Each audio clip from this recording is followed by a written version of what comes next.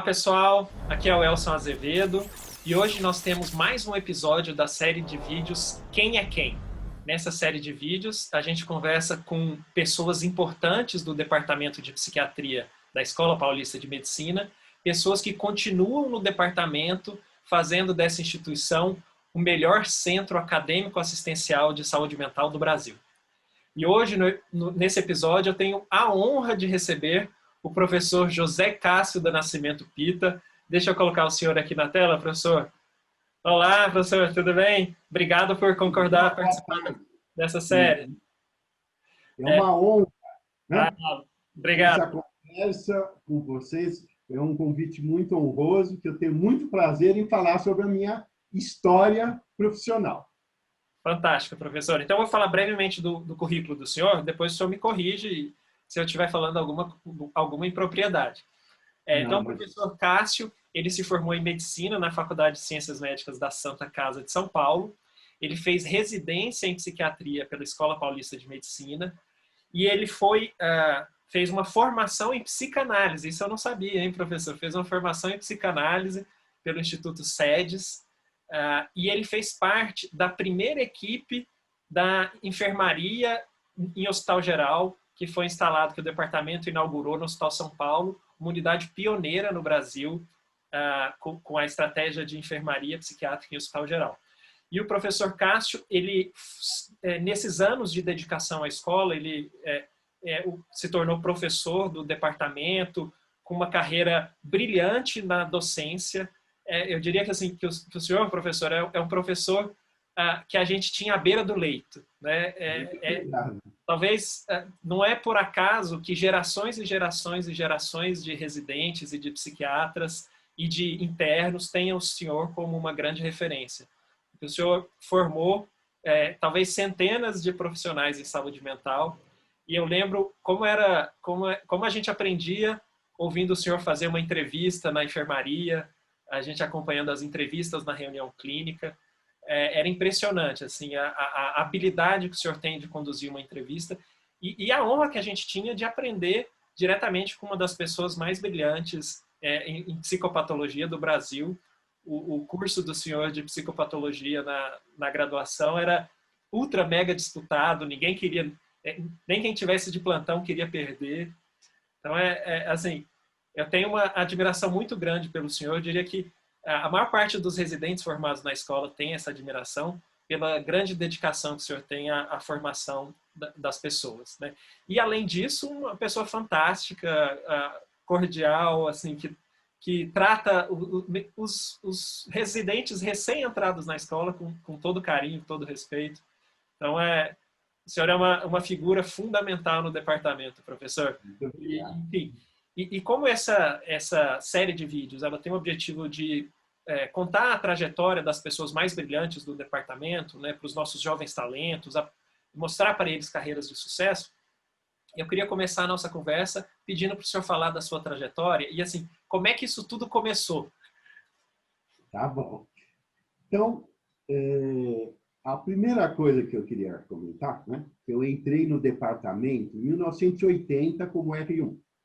Naquela época, eram 2 anos de residência, então foi 80 e 81. Mas eu tenho uma história peculiar anterior. Em 1976, eu estava no 3º ano da faculdade, né, no curso de graduação, como se já falou, né, eu fazia graduação na Santa Casa de São Paulo, né, e eu tive a primeira aula na graduação de psiquiatria, que, além da aula teórica, tinha uma parte prática, que era no Hospital da Vila Mariana, né? E que chamava também, para você ter uma ideia, DAP. O que era DAP? Departamento de Assistência aos Psicopatas. Uau! E depois foi chamado Hospital da Vila Mariana. E aí eu tive a minha primeira aula, né? Todo mundo assustado de ver os pacientes com transtornos mentais. Era um hospital grande, cada enfermaria tinha 60 leitos, né? E aí todo mundo entrou meio constrangido, e era um corredor muito longo, que a gente ia entrar na sala de aula. Aí as pacientes estavam descendo das enfermarias, né? Era só feminino, né? para ir para o pátio ou para terapia ocupacional e passaram. E aí nós, éramos 15, nos encostamos assim no corredor, né? E elas passavam e falavam assim: oi, estudante, bom dia, estudante, olha os estudantes, todo mundo paralisado, né? Bom, aí eu tive a primeira aula, né? Vi aquela cena toda, e quando eu saí, um colega me deu carona para a gente voltar para a Santa Casa, e eu falei para ele a seguinte frase: eu não sei o que eu vou fazer de especialidade, eu estava no terceiro, mas psiquiatria jamais. Isso foi no terceiro ano. No quinto ano, né, quando eu estava passando no internato, né, em 78, eu decidi que eu ia fazer psiquiatria e não teve muitas dúvidas. Porque eu me apaixonei, né, pela psiquiatria, de avaliar os pacientes clínicos que tinham vamos chamar assim, alguma alteração emocional mais significativa e decidi fazer psiquiatria. Em 80, eu comecei a residência e meu primeiro estágio foi na enfermaria, no Hospital da Vila Mariana, que tinha um convênio com o Departamento de Psiquiatria. Um andar era da Escola Paulista e outro andar era da Santa Casa. Enfim, eu comecei lá. E o nosso primeiro estágio eram 6 meses. Então, eu tive os primeiros 6 meses lá. E já quando eu terminei o estágio, eu gostei mais ainda da psiquiatria clínica, né? Eu comecei muito do zero, eu não sabia absolutamente quase nada, né? Quem me deu o primeiro roteiro do exame psíquico, que era R2 na época, e eu entrei como R1, ele entrou, foi o professor Daltil. Falou: você está começando, ele era R2, muito inteligente e tal, né? Ele falou: olha, eu vou te fazer um roteiro, o que você tem que avaliar no exame psíquico. Isso no primeiro dia, né? E aí ele fez um roteiro e eu andava com aquele papelzinho, né? Até, né, fazer e exercitar, até que eu consegui começar a fazer, obviamente, não precisando mais utilizar aquele papel que ele me escreveu. Eu tinha esse papel até pouco tempo, com a letra dele. Aí eu comecei a residência, né? Gostei. E uma coisa muito importante é que eu fui muito bem recebido na Escola Paulista de Medicina, né? Eu vim de fora, um certo temor. Eu e o professor Geraldo éramos da mesma turma, amigos, e começamos a residência. E fui muito bem recebido, né? Tanto pelos colegas de outras residências, como no departamento, os professores, os R2, né? Que eu vou comentar um pouco. Naquela época tinha os R4, né? Enfim, muito bem recebido. E em meados de 80, eu já comecei a fazer parte da MEREPAN, a Associação, né, dos Residentes da Escola Paulista de Medicina. Então, eu tive muita facilidade para poder me interar com os colegas de outras especialidades. E, naquela época, o nosso plantão de psiquiatria era junto com o plantão de clínica. E a gente atendia junto com os R1s de clínica, né, os casos clínicos. No começo, a gente tinha mais ou menos, vamos dizer assim, o mesmo conhecimento. Só que passaram 6 meses, os clínicos, obviamente, estavam, né, mais na frente. Mas a gente dividia o plantão com os clínicos do pronto-socorro todo. Não tinha aquele movimento, mas o R1 tinha, e, além disso, a gente passava numa enfermaria clínica, né, num estágio só clínico, que era do terceiro andar, assim chamada terceirona. Então, aí eu fiz o R2, né? Aí voltamos para a enfermaria lá no Hospital da Vila Mariana, ficamos em 82. Quando eu terminei a residência, eu fiquei como voluntário na equipe da enfermaria, né? O coordenador era o professor Itiro, tinha já o professor Delporto, que fazia parte, e os R4, quando eu era R1, e já tinha um ano a mais quando eu fui R2, era o professor Miguel, a professora Julieta, o professor o Miguel, a Julieta e o professor Sérgio Blar. Eles eram 2 anos na minha frente, né? Quando eu era 3 anos, era o R4. Então, a reunião clínica, eu mantive esse estilo até hoje.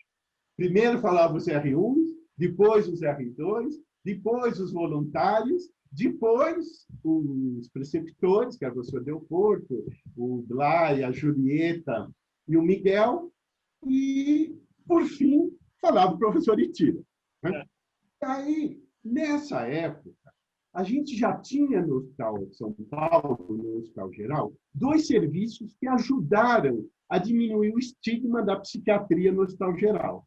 Era o pronto-socorro, né, de emergências psiquiátricas, que a gente atendia, tinha supervisão, né, e o serviço de interconsulta. Isso facilitou a oportunidade da gente criar uma unidade de psiquiatria no Hospital Geral, né, que foi a nossa enfermaria de psiquiatria. Mas isso teve um certo esforço, porque, obviamente, tinha um preconceito ainda, né? E ter uma enfermaria de psiquiatria no Hospital Geral foi uma coisa que criou um certo impacto. Mas, na época, o diretor da faculdade era o professor Jair Xavier Guimarães, que era o professor titular de moléstias infecciosas. E a enfermaria de moléstias infecciosas da Escola Paulista não era no Hospital de São Paulo, era no Hospital Emílio Ribas. E ele queria trazer, né? Então, nessa situação, ele também criou a possibilidade que fosse criado a unidade de psiquiatria, porque até então, a gente falava, né? Os loucos e os infectados longe do Hospital São Paulo. Mas isso criou uma oportunidade e nós começamos a fazer reuniões na casa da professora Julieta, né? Que recém tinha tido uma filha, que é a Paulinha, né? E a gente fazia reunião à noite, na segunda-feira, para discutir como ia ser a organização da enfermaria. Isso durou 1 ano até a gente conseguir inaugurar e começar, depois de uns 7 meses, a realmente funcionar, né? Lá na enfermaria de psiquiatria. A nossa primeira turma de residentes de R1s que passaram na enfermaria tinham vários R1s, entre eles o professor Ronaldo Laranjeira. Mas a ideia de organizar o serviço era organizar uma intervenção psicossocial, né? Que naquela época a gente tinha um modelo da comunidade terapêutica, onde tinha todo um estímulo do paciente participar do seu tratamento. Então, nós já criamos uma equipe multidisciplinar, né? Que tinha psiquiatras, assistente social, psicólogas e terapeuta ocupacional.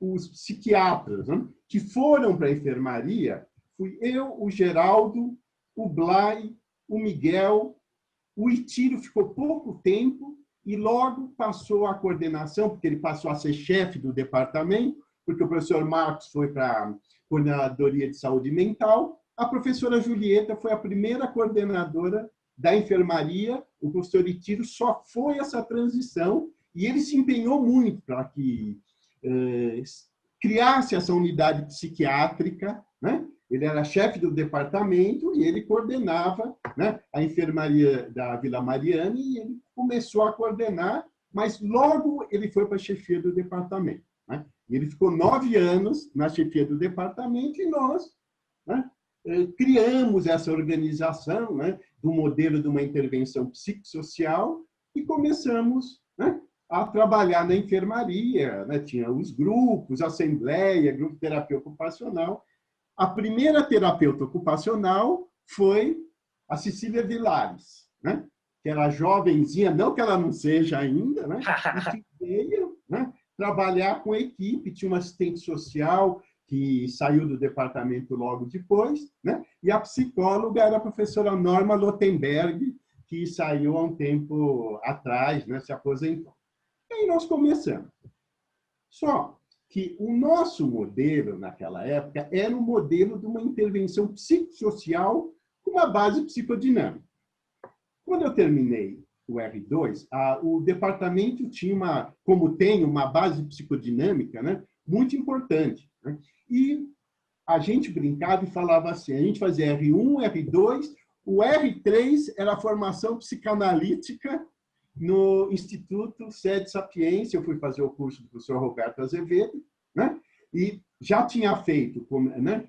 Já tinha formação. Fui eu, Geraldo, o Miguel já fazia, outras colegas, né, da turma do Miguel já faziam, né? E eu fiz o curso completo, o Miguel fez, de formação em psicanálise.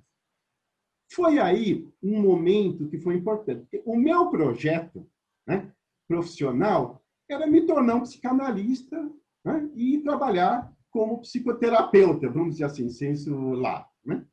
E aí eu fiz formação, fiz supervisão, fiz análise, e aconteceu uma questão muito peculiar. Quando eu entrei, a turma era, né, a maioria psicólogas mais velhas, né, que já tinham uma experiência de psicoterapia, né, e os mais jovens eram eu, o Geraldo, aí tinham 2 ou 3 psiquiatras e aquelas psicólogas, eram umas 15 psicólogas mais velhas, e o Geraldo falou para mim, nossa, todo mundo aqui tem experiência, a gente está entrando, nós vamos começar. Né?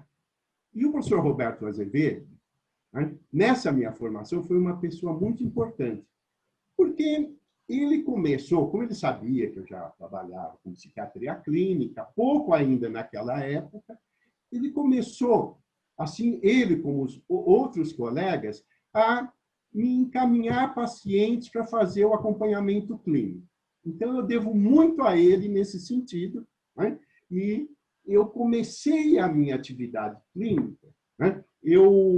Quando terminei a residência, eu fui trabalhar no consultório do meu primeiro sogro, que era um psiquiatra infantil, professor Ingram Spoon, né? E eu fui trabalhar, lá eu fiquei uns 3 anos, e aí eu montei meu consultório, porque eu queria ter o meu voo próprio. Né? Mas lá eu já ajudava, já fazia psiquiatria clínica, acompanhava os pacientes que precisavam internar, né? Eu que fazia esse acompanhamento, e aí eu fui desenvolvendo a minha, vamos dizer assim, o meu desejo, né? E o meu prazer em fazer atendimento de psiquiatria clínica. Aí eu fazia psicoterapia e psiquiatria clínica.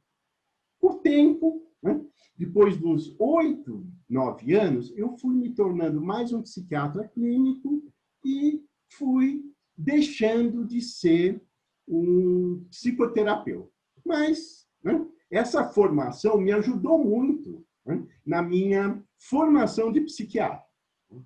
E aí eu fiquei, logo depois que a professora Julieta, ficou alguns anos, depois o professor Geraldo foi coordenador, e logo depois eu fiquei. Né? Lá para 1991, o Geraldo saiu, e eu fiquei como coordenador, né? Até o último dia da enfermaria, que foi dia 28 de fevereiro de 2018. Então, eu entrei em 83 e saí em 2018, quando ela foi fechada. Enfim, mas a ideia era essa unidade psiquiátrica no Hospital Geral, que era um modelo de assistência e um modelo de ensino e de pesquisa. Né? E a unidade psiquiátrica era composta pelo serviço de emergência psiquiátrica, pronto-socorro de psiquiatria, né? A interconsulta e a unidade psiquiátrica, além do ambulatório de psiquiatria, que era no 3º andar daquele prédio, do prédio Jair Ramos, que você já pegou quando nós fomos para o prédio na Base de Lagoa. E aí eu fiz a minha formação. Aí iniciou a pós-graduação, eu fui da primeira turma, fiz mestrado e teve o concurso e eu entrei, como eu te falei, em 1990 como docente. E aí, cada vez mais, a direção foi para a psiquiatria clínica. Eu comecei a dar aula no curso de graduação do 4º ano, que naquela época o curso era predominantemente no 4º ano.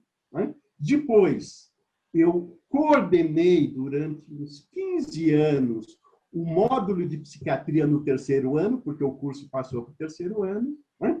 E continuei durante esse período, né, a dar aula, tinha as aulas práticas, né, que eram com pacientes já da unidade psiquiátrica, e nós fomos trabalhando assim. E, na época, depois, eu fui vice-chefe do professor Luiz Antônio, depois vice-chefe do professor Sérgio Blay, e eu entrei como vice-chefe do professor Luiz Antônio, quando o professor Cláudio Miranda, que depois foi para Alagoas, né, foi para os Estados Unidos, né, foi para Washington, não, aí teve uma organização para que eu fosse o vice-chefe. Aí eu fui 2 vezes, e aí eu me tornei chefe do departamento, que eu fui chefe durante 9 anos também. 6 anos, né? Aí a professora Julieta foi 1 ano, e depois foi mais 3 anos, né? Uma gestão, e eu fui mais 3 anos. Né?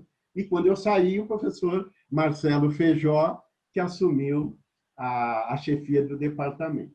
Mas, voltando um pouco, quando eu entrei na residência, que eu falei, né, que eu fui muito bem recebido, o departamento era pequeno. Né? As festas de fim de ano eram na casa de alguém. Tinha 30 pessoas, mais ou menos. E quem eram os professores? Né? O chefe do departamento era o professor Maurício Levi, que morreu ano passado com 102 anos. Uau. Ele foi chefe do período. Né? E os professores eram o professor Itiro, o professor Marcos Pacheco Toledo Ferraz, o professor Ladislau, que você deve ter ouvido falar, o professor Raul Goraiebi, o professor Júlio Noto, pai do Cristiano, o professor Mário de Mar, né, que infelizmente faleceu, né? Se eu esqueci, quem mais? E tinha o professor Taboada, que infelizmente faleceu ano passado, tinha o professor Carlos Lacasse, que é o pai do Fernando Lacasse, né, que eram os professores, né, e a professora Iraci Galias, né, que era uma professora junguiana, né, contemporânea do professor Itiro, e era uma pessoa muito marcante na formação dos residentes pela sua característica, né, e pela maneira como ela dava supervisão. E tudo. Mas alguns professores saíram, né, aí teve o concurso, entrou o professor Del Porto, que já era, depois, mais para frente, entrou o professor Blay, depois a professora Julieta, e o professor Jair Mari veio em 87 para o departamento. Meados de 87, né, ele tinha feito o doutorado em Londres, né, como vocês sabem, e ele veio para o departamento, e ele, o professor Itiro, já era uma ideia, né, de iniciar a pós-graduação, mas quem deu essa primeira, né, esse primeiro impulso à pós-graduação foi o professor Jair Mari, né, que foi o grande organizador da pós-graduação, com os outros docentes, né, mas, predominantemente, o professor Jair Mari assumiu essa grande tarefa. E assim eu fui. Né. E lá pelos anos de 97, por aí, eu assumi o curso de psicopatologia, que antes era dado por outros professores, e eu comecei a dar o curso, a gente dividia a turma, depois eu dava sozinho, né? Dividi uma época com o professor Miguel, aí eu fui dando, e eu já me interessava pela psicopatologia, né? E estudava e discutia, né? Você pegou, né? Sempre a discussão do exame psíquico, ia dando, e me tornei, né, o coordenador do curso de psicopatologia, né? Nessa época, lá para 98, faz mais ou menos uns 20 anos, né? E aí eu fiquei coordenando o curso de psicopatologia, né? Já na enfermaria, dava supervisão, aí quando eu passei a ser o coordenador, né, eu fazia aquelas reuniões clínicas nesse estilo, né? Começa R1, depois R2, naquela época passava R2 na enfermaria. E fui criando essa situação. Né? E aí eu fiquei muito tempo, como eu falei, coordenando o terceiro ano, né, no curso de graduação, né, e enfatizando a questão da psicopatologia. Para você ter uma ideia, naquela época, eles tinham 12 horas de curso de psicopatologia no terceiro ano de medicina. Então, precisava um certo esforço para você né, estimular o interesse daqueles alunos, né, para a psiquiatria e para a psicopatologia. Mas o que foi acontecendo nos últimos 20 anos? O número de alunos da Escola Paulista, isso não só da Escola Paulista, mas de procura pela nossa residência foi aumentando, né? E nós tivemos grandes talentos que vieram, né, de outros estados, de outros lugares, como você é um exemplo, né, que veio. Então, a gente começou a ter vários residentes que se tornaram grandes talentos, né?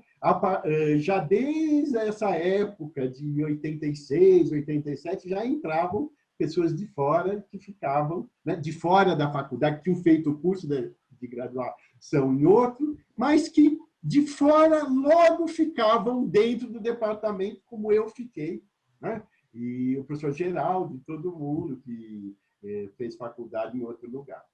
E assim foi a minha trajetória, né? E eu fiz, né, sempre gostei da psiquiatria clínica, né? Sempre gostei de dar supervisão, né? Dava aula para os alunos, dava supervisão para os residentes, era sempre uma coisa muito prazerosa, né? E um detalhe importante, quando o professor Ronaldo Laranjeira terminou a residência, ele ficou na enfermaria, né, como um R3, R4, e ele passava uma visita todas as manhãs na enfermaria. Via os casos novos, discutia até a gente fazer a supervisão e depois levar para a reunião clínica. Então, ele fez esse trabalho durante um período, depois outras pessoas seguiram essa atividade. Então, nós criamos esse trabalho, foi muito importante, né? E formamos, né, pessoas que são talentos no nosso departamento, como eu falei, você é um deles, né?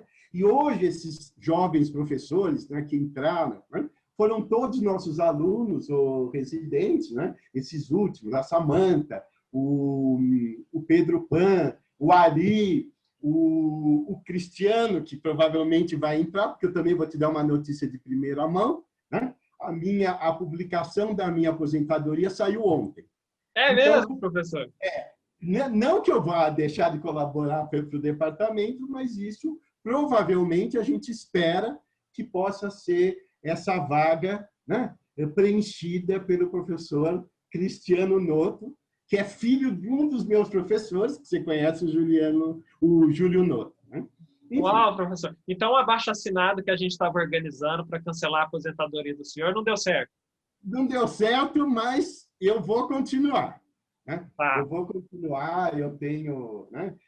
Vou continuar colaborando, quero continuar nessa atividade do curso de psicopatologia, nas reuniões clínicas, né? Que agora o professor Pedro Pan foi para a enfermaria também, né? Com a professora Ana Chaves, né?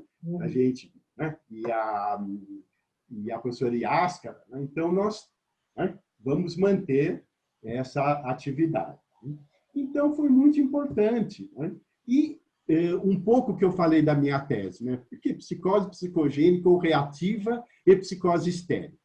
Porque naquela época era uma discussão já sobre esse diagnóstico, que hoje é uma categoria diagnóstica incluída em psicose reativa breve.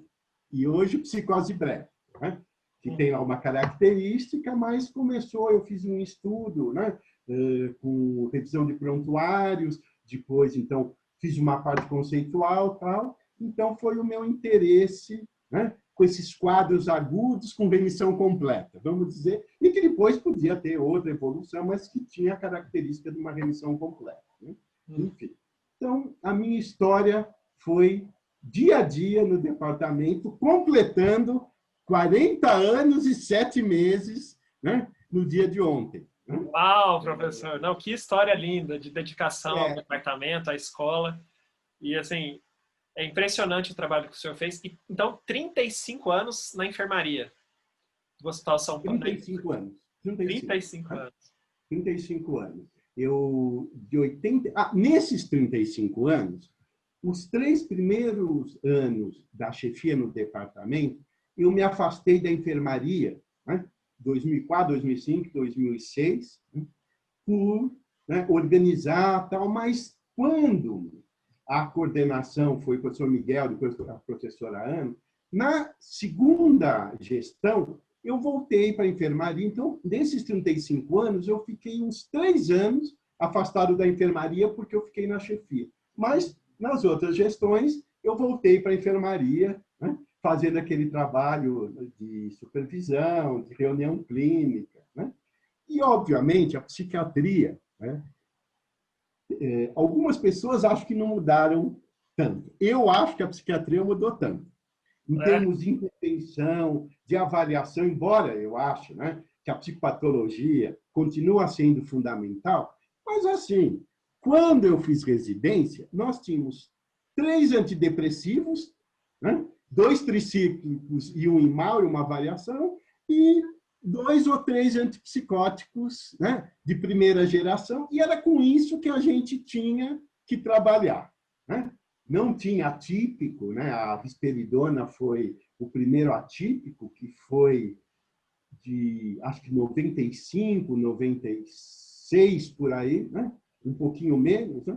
E, quer dizer, eu acho que a psiquiatria mudou. Neurociência, né? Que hoje é uma questão que as pessoas estudam, era uma coisa muito pouco divulgada, né? A psiquiatria clínica já tinha essa ênfase na psicopatologia, mas houve, eu acho, que um desenvolvimento muito grande, o que também estimulou, acho que esses jovens talentos, como você falou, né, a procurar outros caminhos, né, dentro da psiquiatria, que é a neurociência, né, a psicoterapia, a parte da psiquiatria clínica, mas a gente tem, né, uma formação, acho que o departamento ampla, né, que a gente, né, as pessoas podem procurar vários caminhos e todos são valorizados, né?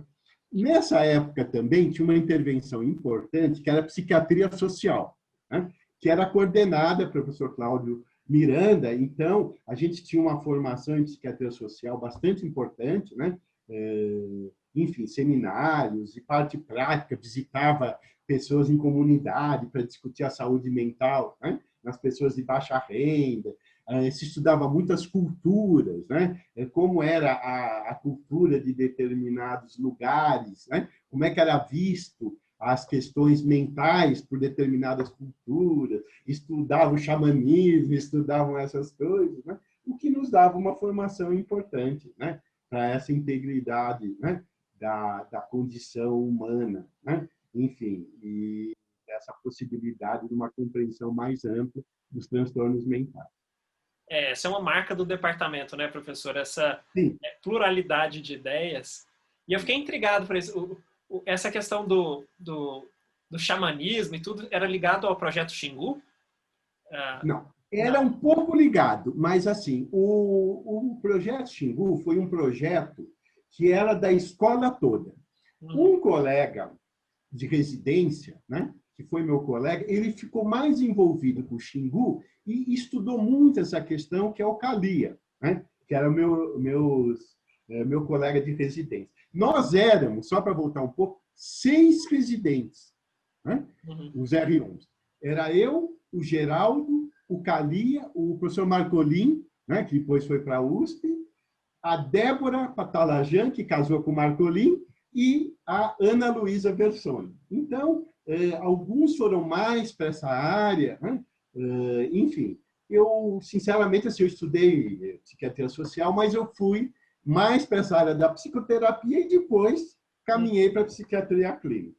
Uau, professor. E aí, assim, é o que eu estava dizendo, né? Gerações e gerações de residentes lá na escola que tem o senhor, talvez, o contato mais próximo, assim, de conduta profissional, de exemplo de entrevista, né? E não me espanta o senhor ser sempre homenageado nas formaturas dos residentes. E isso também é um orgulho, não posso dizer, né, que isso não seja um orgulho, e isso dá um certo estímulo para a gente, né, realmente. E uma questão importante é assim, que depois eu tenho contato com os residentes, né, no R1. Alguns começam na enfermaria, né?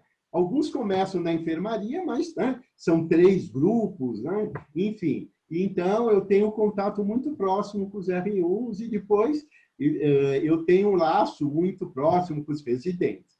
Entre uma das funções que eu também exerci, que acho que o professor Luiz Dickmann falou, né, foi a Liga de Psiquiatria. Né? E ele montou a Liga de Saúde Mental, depois a Liga de Psiquiatria Clínica, já tinha a Liga de Dependência, né, que o professor Datil coordenou, depois o Tiago, né, manteve essa coordenação, né, e a gente começou isso há uns 12, 13 anos atrás. Né? Nós montamos e até hoje, né, ela se mantém agora com a pandemia, né, os atendimentos foram diminuídos, mas também uma série de residentes foram, né, alunos que participaram dessa Liga de Psiquiatria. Não, é uma iniciativa muito importante, né? Porque o senhor tem razão, na formação médica a gente ainda tem uma exposição que é pequena à saúde mental, né? Uhum. A escola Paulista de Medicina, o curso tem várias inserções da saúde mental, mas no geral, por exemplo, eu posso dizer da minha graduação, o contato era mínimo, né? Se você tinha um interesse específico, você ia atrás. E as ligas, elas criam um ambiente muito interessante para o aprendizado e para as pessoas que se interessam pelo tema, né? É uma oportunidade muito legal para o aluno de graduação. E a nossa Liga de Psiquiatria, ela é predominantemente atendimento. Né? Uma ou outra reunião, eles atendem e o grupo de preceptores, né? E eu, como coordenador, né, que agora estou um pouco afastado por causa da pandemia, né, a gente discute, supervisiona os casos, né, todo mundo discute, então eles vão aprendendo, né,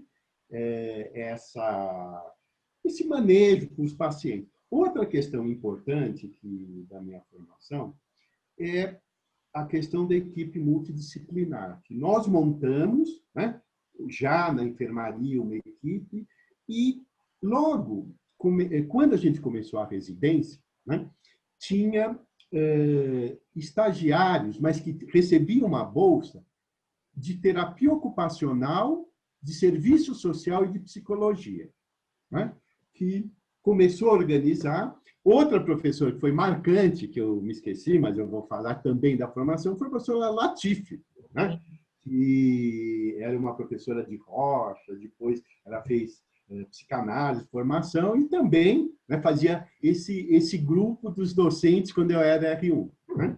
E eu não queria deixar de falar da professora Latifi Yazzi. Né? Nossa, professor. E assim, aproveitando toda essa história que o senhor tem no departamento, as várias mudanças enfim, de tendências, né, na visão da psiquiatria, como é que o senhor percebe todas essas mudanças? Né? Assim, no começo da formação do senhor, o foco principal ali era a psicanálise, né? Uma visão psicodinâmica, e depois o boom dos psicofármacos, né? E mais recentemente das neurociências, e uma visão mais biológica dos transtornos mentais. Como é que o senhor vê o momento atual, assim, para onde a gente vai caminhar do ponto de vista da psiquiatria clínica? Tá. Deixa eu falar. Também durante um tempo, quando não tinha a Liga, tinha monitoria de psiquiatria. Né? Tinha monitoria, alguns tinham uma bolsa e outros eram voluntários na monitoria. Que eram discussões mais teóricas, às vezes uma supervisão da enfermaria. E, numa determinada época, a gente, em termos de psicoterapia, eu fiz reunião, né, com os alunos, né, com vários psicoterapeutas. E uma vez, né, nós fomos conversar com um psicanalista, né, e ele fez o seguinte comentário. Falou assim, olha, a psiquiatria vai acabar. Obviamente, eu não gostei do que eu ouvi. Ele falou, porque uma parte vai ficar com a neurologia e a outra parte vai ficar com a psicanálise. Né? Então, né, a psiquiatria em si vai acabar. Eu não gostei muito de ouvir isso, né? E eu contra-argumentei e falei, olha, a psiquiatria não vai acabar nunca. Porque o modelo de compreensão da psiquiatria inclui a neurociência, inclui a psicodinâmica, né? E inclui a psicopatologia, porque é a ferramenta que nós temos de observar as pessoas com algum tipo de transtorno mental. Isso é uma peculiaridade da psiquiatria, né? E ele não gostou também muito do que eu falei, mas eu defendi essa ideia e muitas vezes eu volto a comentar sobre essa história, né? Que eu acho que a psiquiatria, ela se aproxima, obviamente, da neurologia, não há dúvida nenhuma, né? Mas ela tem a sua característica, né? A neurociência, hoje a neuroimagem, que, né? Faz parte, né? Mas acho que nós temos que conversar com todas essas áreas. Nenhum psiquiatra vai ser bem formado hoje, né? Que se a gente não tiver uma conversa sobre essas áreas, neurociência, psicoterapia, né? A psicodinâmica, ou a psicoterapia, a psicopatologia, a psiquiatria clínica, né? Essas áreas têm que conversar. A formação de um psiquiatra, hoje em dia, né? Ela inclui, e essa formação mudou. Voltando um pouco no meu saudosismo, quando eu fiz residência, você sabe qual era o exame que a gente podia pedir?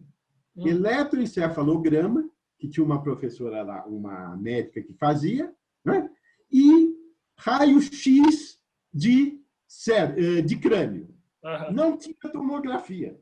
O primeiro paciente que fez tomografia, já na década 81, já tinha no Einstein e tinha um tomógrafo na prefeitura, demorou uns 4 meses para a gente conseguir fazer uma tomografia para estudar um pouco, né? A tomografia, se podia trazer alguma coisa. Não tinha tomografia. E um outro, né, que isso a gente não fazia, mas a neurologia usava, era pneumoencéfalo, né, que era injetar ar para poder expandir, né, o exame radiográfico. E outro era, né, a carótido, que era a carótido, não era angiografia, era um tipo de uma carótido angiografia, né? Mais, vamos dizer assim, antiga, né? Então, você já tinha isso de colocar contraste e ver os vasos, se tinha aneurisma e tudo isso, então tinha esse exame, né?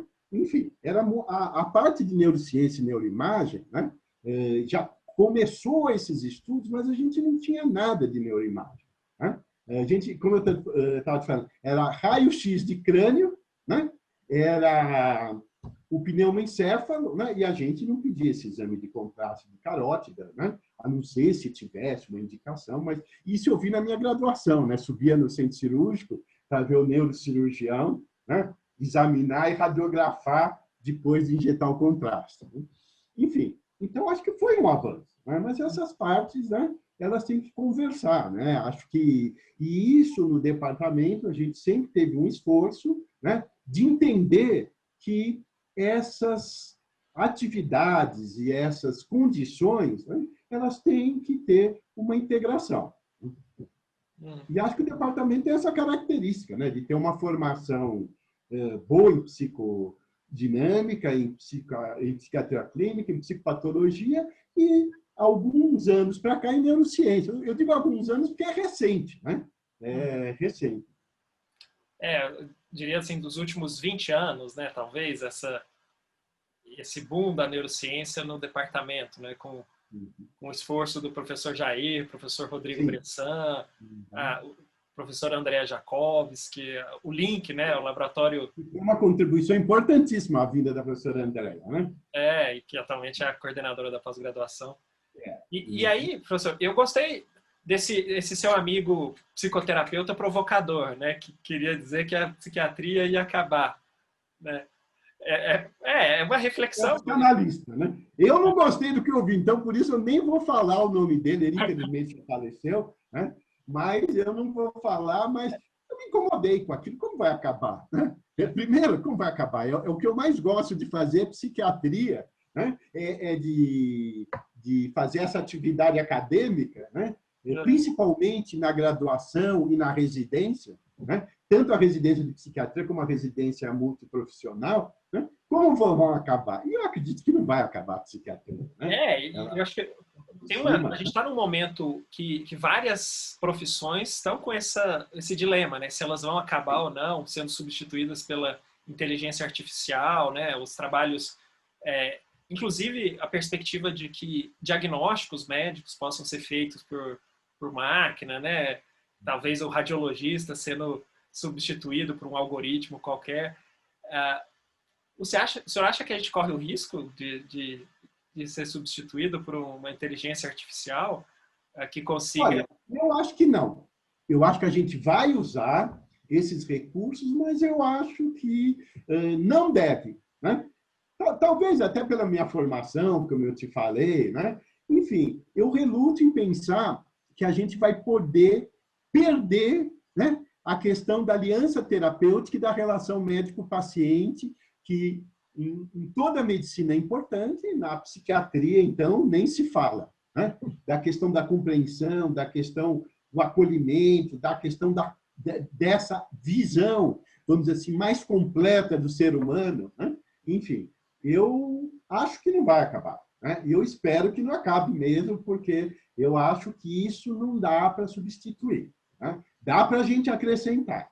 Uma das coisas importantes, agora que avançou muito na pandemia, nós tivemos um modelo novo, né? Tivemos que nos readaptar, né, a uma situação nova, é a telemedicina, as atividades virtuais, né, como nós estamos fazendo agora, né? Enfim, são questões muito importantes. Como é que tem sido a experiência do senhor com esse estilo de atendimento, professor? O senhor acha Olha, que tem muitas perdas? É uma atividade possível? O que o senhor acha? Eu acho que é uma atividade possível. Eu me adaptei, acho que relativamente bem a isso. Os meus clientes, sim, né? A gente está dando supervisão, está fazendo reunião clínica, agora reunião do departamento. Se você me perguntar se isso veio para ficar, eu acho. Eu acho que essa mudança veio para ficar. Mas, né, isso não vai excluir o trabalho presencial, né? Nós estamos num momento muito difícil, mas acho que não vai excluir, mas nós vamos ter um novo paradigma, né, dentro da medicina, dentro de muitas atividades profissionais, que é a atividade virtual, né? Uhum. E isso é um desafio também. Eu fico pensando, enfim, daqui a pouco os pacientes daqui vão poder consultar com médicos em Londres, em Boston, enfim, é uma delicadeza, né? Não sei como é que você entende isso. Mas assim, eu acho que a gente tem que entender isso como um avanço, mas que isso não exclui o que nós fazemos, né? Por exemplo, agora essas reuniões clínicas virtuais estão sendo excelentes, né? A reunião do departamento. A reunião que a gente faz na enfermaria é o que a gente pode fazer, mas hoje consegue entrar 40 alunos, residentes fora, pode assistir, né? Enfim, então, isso é uma questão que eu acho que a gente pode aproveitar. Não é a mesma coisa do que eu estou dando supervisão virtual, né? Por questão de ser fator de risco, né? Mas, assim, eu sinto falta de ir lá, conversar com os residentes pessoalmente, examinar o paciente, como você estava bem lembrando, mas é o que a gente pode fazer agora. Eu acho que a gente... E nós temos um novo modelo, né? Aí eu concordo que a gente não deve ficar num saudosismo. No meu tempo era assim, assim tem que ficar. O meu tempo está caminhando, né? Enfim, né? Está caminhando para um outro modelo que a gente tem que agregar. Sim, né? A roda do tempo sempre gira, né? Sempre gira. Isso, trazendo né? novidades. E é engraçado, né? Porque enfim, meu pai é psiquiatra, né, professor? Não sei se eu não sabia. O seu pai é psiquiatra? Meu pai é psiquiatra. Enfim, eu via ele, enfim, psiquiatra há 40 anos, né? Há mais de 40 anos, 40 e poucos anos. Ele fez a formação onde, em Goiás? E não, em Belo Horizonte. Em Belo Horizonte. E eu logo que eu terminei a residência, eu nunca me senti tão inteligente depois, quanto eu me senti logo depois do término da residência, né? Mais precisamente depois de ter terminado o R1. Eu achava que eu sabia tudo. Eu também tinha essa ideia. Nossa, já sei. Não, sei tudo. E via meu pai, assim, e falei, nossa, pai, mas deixa eu te mostrar aqui as coisas novas, né? Aí, e ele, com paciência, ouvindo, né? E eu também tenho um pouco dessa experiência com a professora Ana Chaves, né? Com as novidades. Exatamente. Ela com um pouco menos de paciência, né? Mas agora, Que ano alguns seu pai anos... se formou? Hã? Que ano seu pai se formou? Deve ser meu contemporâneo. Na medicina, ele se formou em 75. É. 75. E aí fez a formação dele no Instituto Raul Soares, lá em Belo Horizonte. Eu sei. Ah, É meu mas, contemporâneo. então, e aí, assim, vendo o jeito com que os mais velhos, né, lidam com essas oscilações, esses modismos, né, e hoje eu vejo, alguns anos depois de terminar a residência, como é que a gente tem que se filtrar muito essas informações, essas novidades, e ter muito claro os princípios básicos do exercício profissional, né? Princípios que, como o senhor descreveu, né, que tem a ver com a relação médico-paciente, com a aliança terapêutica, né? E eu acho que... Mas eu vou fazer uma brincadeira com você. Você já tinha um pai psiquiatra, né? O meu pai era um executivo, tal, né? E aí, quando foi lá estava no 5º ano, ele falou: Cássio, você já tem ideia o que vai fazer? Falei: eu vou fazer psiquiatria. Ele falou: o quê? Psiquiatria? Mas você não formou para ser médico? Eu falei: mas psiquiatria dentro da medicina. Bom, ele fez uma cara que ele não gostou muito. Falou: não, você escolhe o que você quiser. Passa um mês, eu estava no 5º ano. Ele foi viajar e me trouxe um estetoscópio sofisticadíssimo da época. Ele falou: olha, eu trouxe para você. Assim, um estetoscópio, naquela época não tinha estetos como tem hoje, né? Para cardiologista. Né? Era e aquilo pesava no meu pescoço, pesava, né? Literalmente e simbolicamente. Literalmente pesava, né? Uau, hoje eu posso te falar uma coisa assim. Eu não penso que eu poderia fazer outra especialidade. Eu gostava de clínica, eu gostava de medicina social, gostava de uma série de pediatria, mas assim, eu não penso, né, que eu poderia ter feito outra especialidade. E, obviamente, nunca me arrependi nos momentos mais difíceis, né, e nos mais alegres dentro da profissão. A psiquiatria é muito apaixonante, né, professor? E eu diria que a psiquiatria da Escola Paulista de Medicina é mais apaixonante ainda, né? Com toda essa pluralidade de ideias. E assim, é fantástico. Como eu lembro com carinho, professor, dos momentos ali com o senhor, nas discussões de reunião clínica. Acho que são talvez os momentos mais marcantes, né, da formação. Acompanhar a condução do senhor, tanto da entrevista quanto depois da discussão. E com toda a paciência com as chatices dos residentes, né? Imagina. Sabichões. Eu mesmo, né? Me senti um sabichão ali no RU. Não, imagina. Aí, eu vou lembrar uma outra atividade que nós tivemos quando você era residente.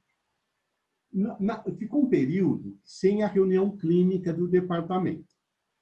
E aí, nós organizamos uma reunião clínica, que era sexta-feira na hora do almoço. Sim. Além da reunião da enfermaria e tudo isso.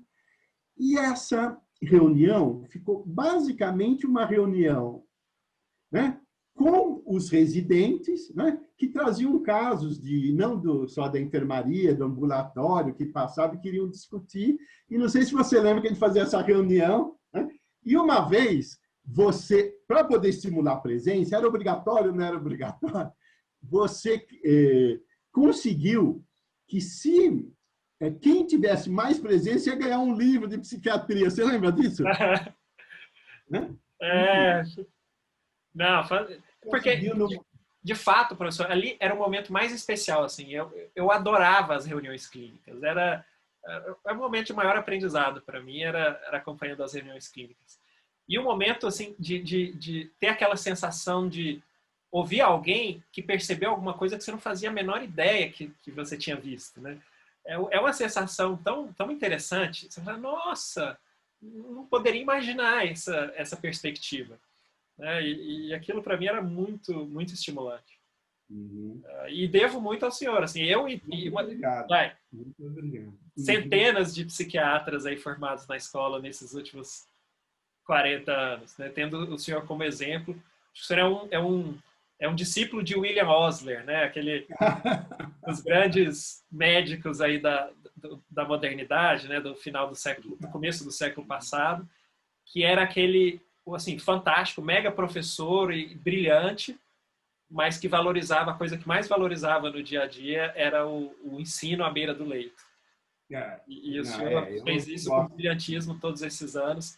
É uma das pessoas, das carreiras de ensino mais brilhantes que a gente tem no nosso departamento, professor. E espero que o senhor continue nessas atividades aí. Não ignore essa aposentadoria. Não, a ideia é continuar. Ainda tenho a esperança de reverter, viu, professor? Vou ver. Tá bom. Não, eu só queria fazer um comentário que você fez e pode parecer lugar comum. Quando a gente termina o R1, a gente acha que sabe tudo. Quando nós estamos no R40, né, a gente vê que a gente está sempre aprendendo e tem que estudar sempre. Enquanto a gente exerce a nossa atividade, né, nós temos que estudar.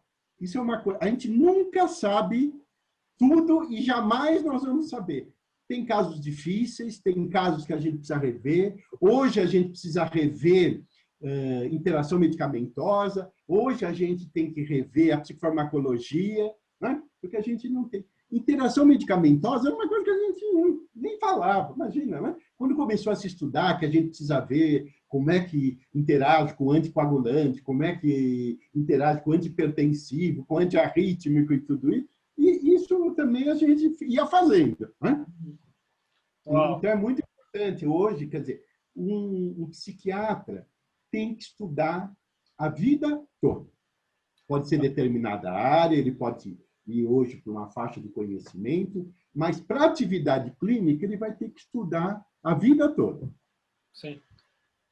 Não, professor. Acho que a gente sabe tudo. Eu também, quando terminei a Rio, falei, nossa, aprendi muito, né? Mas a gente não pode deixar de aprender. Professor, olha, a gente está chegando no final do nosso horário. E aí eu queria terminar, professor, assim, como esse é uma atividade, um vídeo que tem como foco os nossos jovens talentos, queria que o senhor passasse uma mensagem assim de como é que eles podem sonhar com uma carreira tão brilhante quanto a que o senhor tem. Acho que todos têm essa oportunidade e a maioria vão ter uma carreira como a minha, ou mais brilhante ainda, porque hoje a gente tem pessoas que superaram, né? Então, acho que o sonho é importante durante a vida toda. Quando a gente não sonha e não tem essa expectativa, né, a gente fica parado no tempo e tudo. Então, acho que o sonho é importante e a maioria dos nossos talentos, ou de quem está começando, tem condição, né, de ter uma carreira promissora. Fantástico, professor. Muito obrigado por ter aceito esse convite. Eu que agradeço, Nelson. Foi uma honra conversar com o senhor. E vou trabalhar para reverter essa aposentadoria do senhor. Essa aposentadoria, ela é uma proforma, mas assim, eu não tenho planos de me afastar da Escola Paulista, né? Vamos dizer assim, a médio prazo. A longo prazo, a gente não sabe. Eu não tenho esse plano, eu quero continuar fazendo as atividades, né? Talvez uma outra forma, mas sim. Né?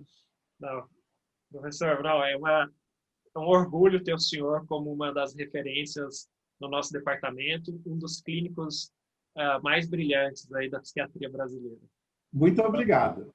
Ok, professor, a gente vai se falando, viu? Um grande abraço. Olha, um grande prazer. Obrigado. Tchau, tchau.